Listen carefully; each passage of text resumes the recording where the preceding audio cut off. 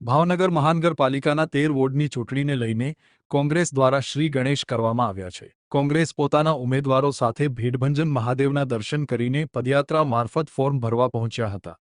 કોંગ્રેસ દ્વારા 25 જેટલા ઉમેદવાર જાહેર થઈ ચૂક્યા છે, ત્યારે તમામના ફોર્મ ભરીને આજે રજૂ કરવામાં આવ્યા હતા। મહાદેવના દર્શન કરીને કોંગ્રેસના ઉમેદવારોએ ફોર્મ ભર્યા હતા। શહેર પ્રમુખે કહ્યું હતું કે હવે ભાવનગરની જનતા પરિવર્તન ઈચ્છી રહી છે અને ભાજપના ભ્રષ્ટાચારથી લોકો ત્રાહિમામ છે।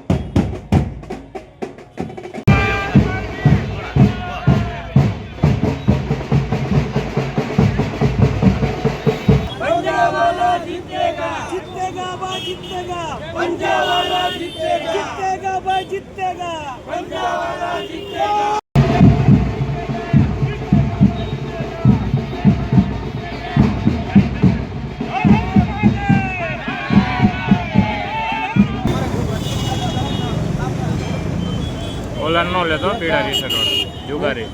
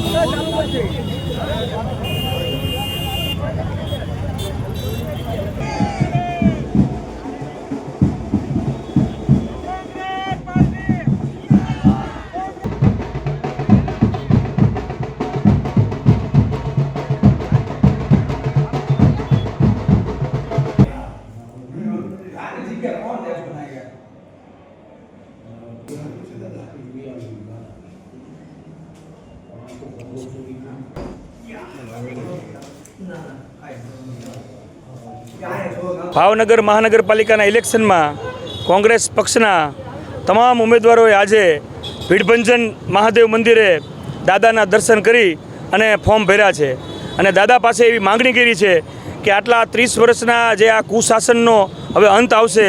જે શાસકોએ ભાવનગરને ભાંગી નાખ્યું છે એટલે હવે પરિવર્તન ચોક્કસ આવશે।